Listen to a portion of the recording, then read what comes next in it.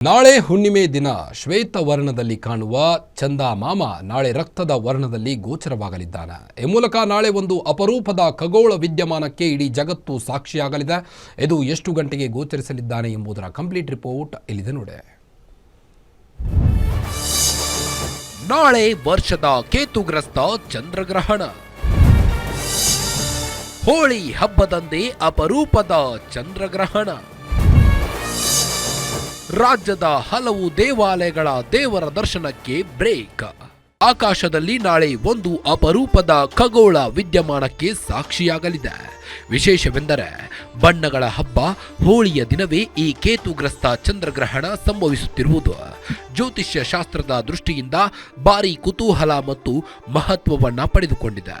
ಭಾರತದ ಹಲವು ಭಾಗಗಳಲ್ಲಿ ಚಂದ್ರೋದಯದ ಸಮಯದಲ್ಲಿ ಈ ಗ್ರಹಣವು ಗೋಚರಿಸಲಿದೆ.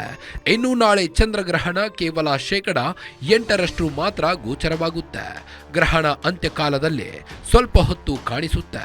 ಗ್ರಹಣ ಅಂತ್ಯಕಾಲದಲ್ಲಿ ನಮ್ಮ ಭಾಗದಲ್ಲಿ ಚಂದ್ರೋದಯ ಆಗುತ್ತೆ. ನಾಳೆ ಮಧ್ಯಾಹ್ನ 3:13ಕ್ಕೆ ಗ್ರಹಣ ಆರಂಭವಾಗಿ ಸಂಜೆ 4:44ರ ವೇಳೆಗೆ ಗ್ರಹಣ ತೀವ್ರವಾಗಲಿದೆ. ಇನ್ನು ಸಂಪೂರ್ಣ ಗ್ರಹಣ 5 ಗಂಟೆಗೆ ಗೋಚರವಾಗಲಿದೆ. ಇನ್ನು ನಾಳೆ ಚಂದ್ರ ಕೆಂಪು ವರ್ಣವನ್ನ ಕಂಗೊಳಿಸುತ್ತಿದ್ದಾನೆ. ಈ ಕೆಂಪು ವರ್ಣದ ಚಂದ್ರಗ್ರಹಣವನ್ನ ಬ್ಲಡ್ ಮೂನ್ ಎಂದು ಕರೆಯಲಾಗುತ್ತದೆ.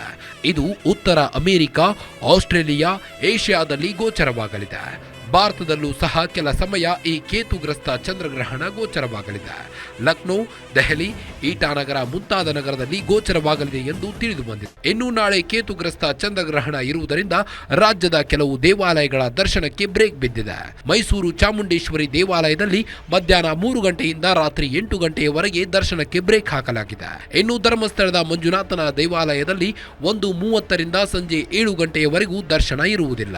ಹಾಗೆಯೇ ಕುಕ್ಕೆ ಸುಬ್ರಹ್ಮಣ್ಯ ನಾಳೆ ಬೆಳಗ್ಗೆ ಬಂದ್ ಆಗಲಿದೆ ಮತ್ತು ಮೇಲುಕೋಟೆ ನಾರಾಯಣ ಮತ್ತು ಶ್ರೀರಂಗಪಟ್ಟಣದ ರಂಗನಾಥ ದೇವಾಲಯ ನಾಳೆ ಬಂದ್ ಆಗಲಿದೆ. ಒಟ್ಟಾರೆ ರಾಜ್ಯದ ಹಲವು ದೇವಾಲಯಗಳು ಚಂದ್ರಗ್ರಹಣ ಹಿನ್ನೆಲೆ ಬಂದ್ ಆಗಲಿವೆ. ನಾಳೆ ಯಾವುದೇ ವಿಶೇಷ ಪೂಜೆ ಇರುವುದಿಲ್ಲ. News desk, guarantee news, Bengaluru.